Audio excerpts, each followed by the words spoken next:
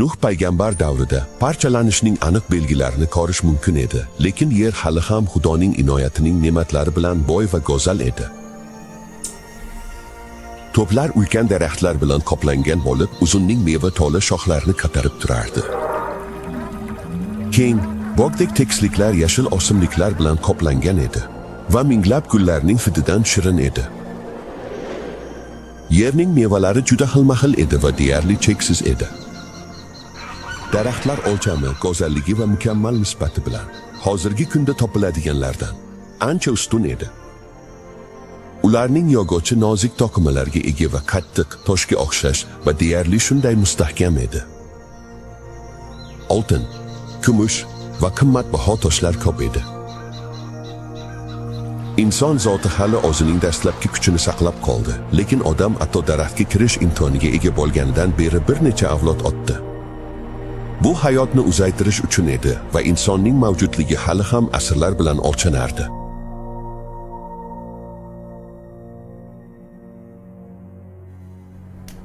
Agar o'sha uzoq umr ko'rgan insonlar rejalashtirish va amalga oshirish uchun noyob kuchlari bilan o'zlarini Xudoga xizmat qilishga bag'ishlaganlarida edi, ular Yaratganning ismini yer yuzida ulug'lagan bo'lardilar va u ularga hayot bergan maqsad uchun javob bergan bo'lardilar.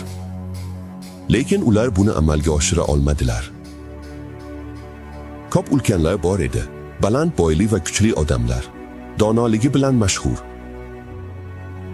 Ular eng xiyla-nayrang va ajoyib ishlarni rejalashtirishda mahoratli edilar, lekin yovuzlikka erkinlik berishlari ularning mahorati va aqliy qobiliyatlariga mutanosib edi. Xudo bu toshqin oldidan yashaganlarga ko'p va boy ne'matlar berdi, lekin ular uning inoyatlarini o'zlarini ulug'lash uchun ishlatdilar va bu ne'matlarni o'zlariga qargish qilib, ularga bo'lgan muhabbatlarini ularga bog'lab qo'ydilar. Beruvchidan o'rniga ular oltin va kumush, qimmatbaho toshlar va tanlangan yog'ochlarni o'zlariga yashash joylari qurishda ishlatdilar va o'z uylarini eng mahoratli ish bilan bezashda bir-birlaridan ustun chiqishga harakat qildilar. Ular faqat o'zlarining mag'rur qalblarining istaklarini qondirishni maqsad qildilar va yovuzlik va zavq sahnalarida o'zlarini yoqtirishdi. Xudoni bilimlarida saqlashni xohlamaganlari uchun tez orada uning mavjudligini inkor etishga keldilar. Ular tabiatni tabiat xudosi o'rniga ulug'lashdi, inson aqlini maqtashdi, o'z qo'llari bilan yaratilgan ishlarni ibodat qilishdi va farzandlarini oyma tasvirlarga sajda qilishga o'rgatishdi. Va yaxshi daraxtlarning soyasi ostida ular o'zlarining butlariga altarlar o'rnatdilar. Yil davomida yaproqlari saqlanib qoladigan keng o'rmonlar soxta xudolarga ibodat qilish uchun bag'ishlangan edi. Bu o'rmonlarga chiroyli bog'lar bog'langan edi. Ularning uzun burilishli yo'llari har xil meva beruvchi daraxtlar bilan qoplangan, haykallar bilan bezatilgan va hissiyotlarni quvontiradigan hamma narsalar bilan ta'minlangan edi. Yoki odamlarning hashamatli istaklariga xizmat qilib, ularni butparastlik ibodatiga jalb qilish. Soxta xudolarga ibodat qiluvchilar o'z xudolarini insoniy xususiyatlar va ehtiroslar bilan kiydirishdi. Shunday qilib, ularning xarakter standartlari gunohkor insoniyatga o'xshab qoldi. Xudo odamning yovuzligi yerda katta ekanligini ko'rdi va uning qalbining fikrlari faqat doimiy ravishda yovuzlikdan iborat edi. Yer ham Xudoning oldida buzilgan edi va yer zo'ravonlik bilan to'lgan edi. Xudo insonlarga hayot qoidasi sifatida o'z buyruqlarini bergan edi, lekin uning qonuni buzildi va har qanday tasavvur qilinadigan gunohning natijasi bo'ldi.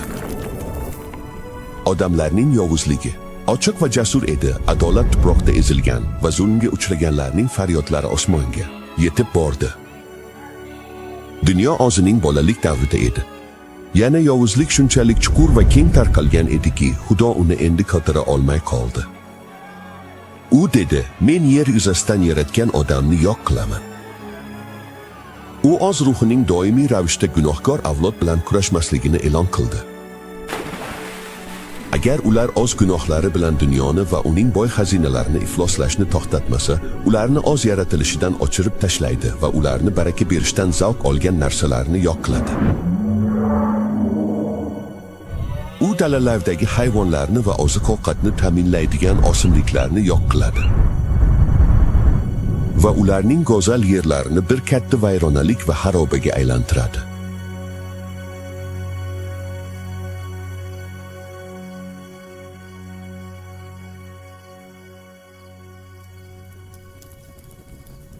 Tofondan 120 yil oldin Xudo muqaddas farishta orqali Nuhga o'z maqsadini e'lon qildi va uni kema qurishga yo'naltirdi. Kema qurayotgan paytida u Xudo yerga yovuzlarni yo'q qilish uchun suv tofonini yuborishini va'da qilib, odamlarni va'z qilish kerak edi. Ushbu xabarga ishonadigan va o'sha voqea uchun tavba va islohot orqali tayyorlanadiganlar afv topishi va qutqarilishi kerak edi. Xudo Nuhga kemaning aniq o'lchovlarini va uning har bir jihati bo'yicha qurilishi uchun aniq ko'rsatmalar berdi. Inson donoligi bunday kuchli va mustahkam tuzilmani o'ylab topa olmas edi. Xudo loyihalovchi, Nuh esa ustaboshidir. U 3 qavatli edi, faqat bitta eshigi bor edi, u esa yon tomonda joylashgan. Yorug'lik yuqoridan kiritilgan va turli xonalar shunday tartibda joylashtirilganki, barchasi yorug' bo'lgan. Kemaning qurilishida ishlatilgan material kiparis yoki gopxer yog'ochi bo'lib, u yuzlab yillar davomida chirishdan ta'sirlanmaydi. 100 yillar. Bu ulkan tuzilmani qurish sekin va mehnat talab qiladigan jarayon edi. Lekin kema azozdan yerga kelayotgan tofonni toqat qila olmas edi. Faqat Xudo o'z xizmatkorlarini to'lqinli suvlar ustida saqlab qolishi mumkin edi. Imon bilan Nuh hali ko'rinmagan narsalar haqida Xudodan ogohlantirilgach, qo'rquv bilan harakat qilib, o'z uyini qutqarish uchun kema tayyorladi. U orqali u dunyoni hukm qildi va imon orqali keladigan adolatning merosxo'ri bo'ldi. Nuh dunyoga ogohlantirish xabarini berayotganida, uning ishlari uning samimiyatini tasdiqlardi. Shunday qilib, uning imoni mukammal bo'lib, yaqqol ko'rinib qoldi. U dunyoga Xudo aytgan narsalarga ishonishning bir misolini berdi. U ega bo'lgan barcha narsalarni arkka sarmoya kiritdi, chunki u quruq yerda o'sha ulkan qayiqni qurdi. Har tomondan ko'p odamlar galati manzarani ko'rish va o'ziga xos vazgoyni tinglash uchun keldilar. Kemaning har bir zarbasi odamlar uchun guvoh edi. Lekin ular Xudoga haqiqiy tavba bilan yuzlanmadilar. Ular gunohlaridan voz kechishga tayyor emas edilar. Tofon kelishidan oldin o'tgan vaqt davomida ularning imoni sinovdan o'tdi va ular bu sinovga dosh bera olmadilar. Ular hukmron bo'lgan ishonchsizlikdan bosim ostida qolib, nihoyat sobiq hamkasblari bilan birlashib, jiddiy xabarga qarshi chiqishdi. Ba'zilari chuqur o'ylab, ogohlantirish so'zlariga quloq solishga tayyor edilar, lekin kulgi va masxara qilishga shunchalik ko'p odamlar bor ediki, ular ham o'sha ruhdan qoldilar. O'sha avlodning erkaklari, atamaning eng to'liq ma'nosida barchasi ibodat qiluvchilar emas edi. Ko'pchilik Xudoga ibodat qiluvchilar ekanliklarini da'vo qildilar. Ular o'z idolalarni ilohiylikning tasvirlari deb da'vo qildilar. Va odamlar u orqali Xudoning mohiyatini aniqroq tushunishlari mumkinligini aytishdi. Ular Xudoni moddiy obyektlar orqali ifodalashga harakat qilganlardi. Ularning anglarini uning ulug'vorligi va qudratiga nisbatan tor bo'lib qoldi. Ular uning xarakterining muqaddasligini yoki talablarining muqaddas va o'zgarmas tabiatini anglashni to'xtatdilar. Gunoh umumiylashgan sari u kamroq va kamroq gunohli ko'rinadigan bo'ldi. Va nihoyat ular ilohiy qonun endi kuchda emasligini, bu Xudoning xarakteriga zid ekanligini va gunohni jazolashni rad etdilar. Ular uning hukmlari yerga yetkazilishi kerakligini inkor etdilar.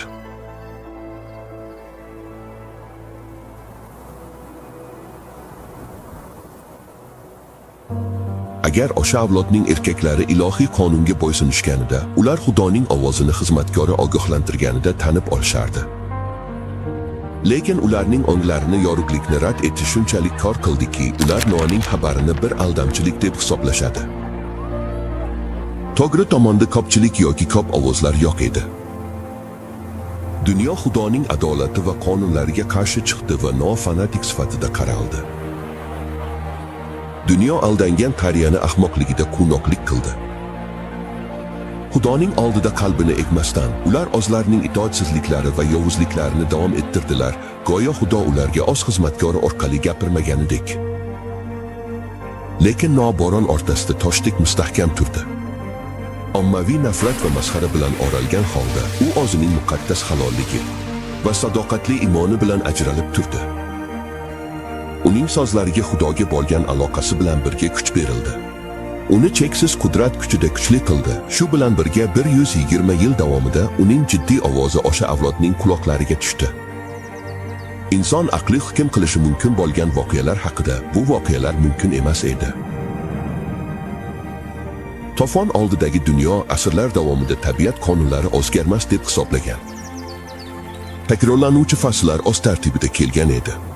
Hozirgacha yomg'ir hech qachon yog'magan edi. Yer bir nam yoki shudring bilan sug'orilgan edi. Lekin ularning vijdonning tanbehlariga bo'lgan qattiq qarshiliklari bilan o'sha avlod o'zlarining yovuzlik o'lchovini to'ldirib, yo'q bo'lishga tayyor bo'lib qoldi. Ularning sinov davri tugash arafasida edi. Noah Xudodan olgan ko'rsatmalarni sadoqat bilan bajardi. Kema har bir qismi bilan Xudoning ko'rsatmalariga muvofiq tugallandi va inson va hayvonlar uchun oziq-ovqat bilan to'ldirildi. Endi Xudoning xizmatkori odamlar oldida oxirgi jiddiy murojaatini qildi. So'zlar ifodalay olmaydigan bir orzu azobida u ulardan qochish joyini izlashlarini iltimos qildi. Topish mumkin bo'lgan panoh.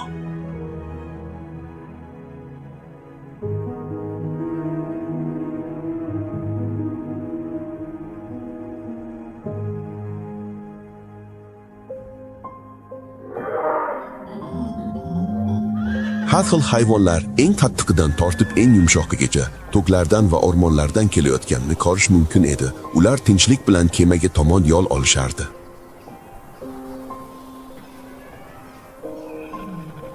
Shiddatli shamolning shovqini eshitildi va qarang, qushlar har tomondan to'plana boshladi.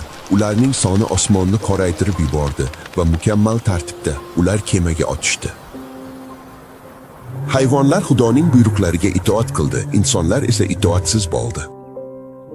Muqaddas farishtalar tomonidan yo'l yo'riq ko'rsatilgan holda ular Noaga kemaga juft-juft kirishdi, toza hayvonlar esa yettita bo'lib kirdi. Dunyo hayratda qaradi, ba'zilari esa qo'rquvda edi. Falsafachilar bu g'ayrioddiy hodisa uchun hisob berishga chaqirildi, lekin barchasi behuda edi. Bu ularga tushunarsiz bir sir edi. Xudo Noaga buyurdi, keling sen va butun oilang kemaga kir, chunki men seni bu avlodda to'g'ri deb ko'rdim. Noaning ogohlantirishlari dunyo tomonidan rad etilgan edi, lekin uning ta'siri va namunasi oilasiga barakalar keltirdi. Xudoning sadoqat va halolligi uchun mukofoti sifatida u uning oilasining barcha a'zolarini ham saqlab qoldi.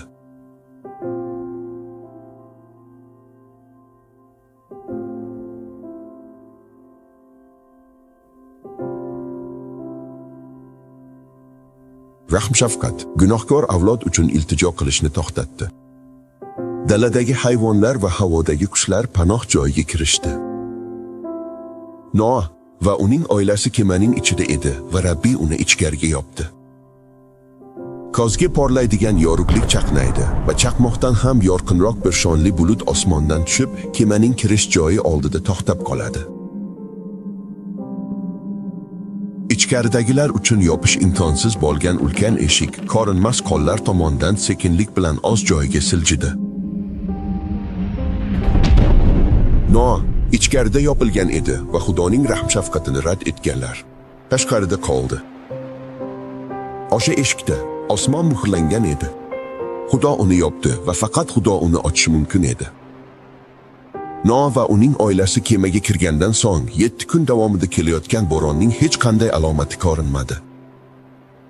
Lekin 8-kunda qorong'u bulutlar osmonni qoplab oldi. Keyin gulgula boshlagan momaqaldiroq va chaqmoqning chaqnashi eshitildi. Tez orada katta tomchilar yomg'ir yog'a boshladi. Dunyo bunday narsani hech qachon ko'rmagan edi va odamlarning qalblari qo'rquv bilan to'ldi. Hammasi yashirincha so'rashardi, noto'g'ri bo'lish mumkinmi va dunyo halokatga mahkummi? Osmonlar tobora qorong'ilanib borardi va yomg'ir tez-tez yog'a boshladi. Hayvonlar eng vahshiy qo'rquvda aylanib yurardi va ularning notekis qichqiriqlari. Ular o'z taqdirlarini va insonning taqdirini inqilob qilib, gazab bilan shivirlashgandek tuyuldi.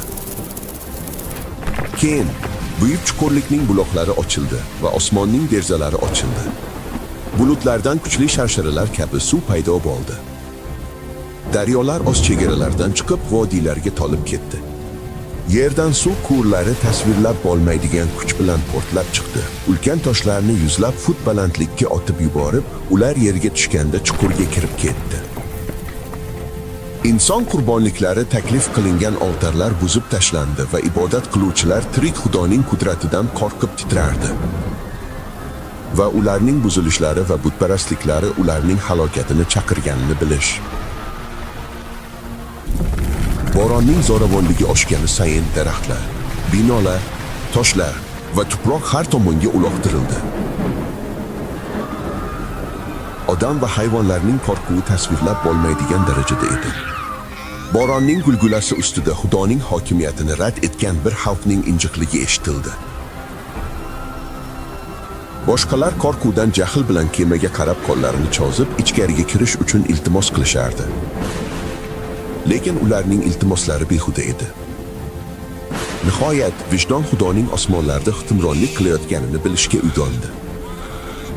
Ba'zilari umidsizlikda kemaga kirishga harakat qilishdi.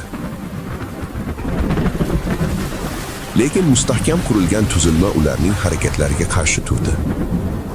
Ba'zilar kemaga mahkam yopishib oldilar. To'lqinlar ularni olib ketguncha yoki toshlar va daraxtlar bilan to'qnashganda ushlashlari uzilib ketguncha. Katta kema har bir tolasi bilan titrab, shafqatsiz shamollar tomonidan urilib to'lqinlarga oqardi. Ichkaridagi hayvonlarning qichqiriqlari ularning qo'rquv va azobini ifodalaydi, lekin jangovar elementlar orasida u xavfsiz ravishda harakatda davom etdi.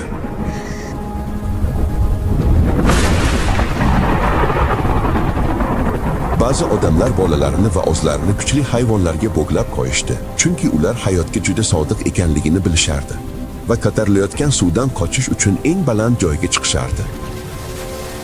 Ba'zilar o'zlarini tepaliklar yoki tog'larning cho'qqisidagi baland daraxtlarga bog'lab qo'yishdi. Xavfsizlik va'da qilingan joylar birin-ketin tashlab ketildi.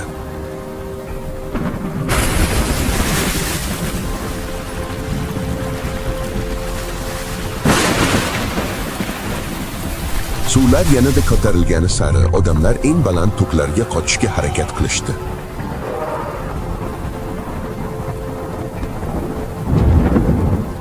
Ko'pincha odam va hayvon bir joyda bir-biriga qarshi kurashar edi. Oxir-oqibat ikkalasi ham oqimga go'yib bo'lib ketardi.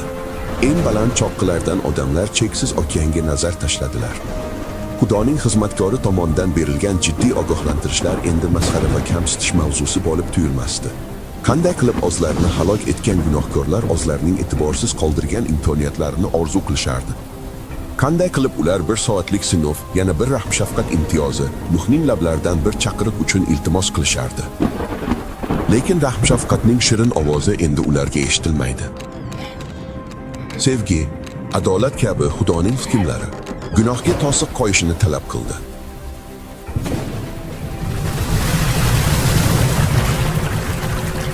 Qasos olish uchun kelgan suvlar oxirgi qochish joyini bosib oldi va Xudoni kamsitganlar qora chuqurlarda halok bo'lishdi.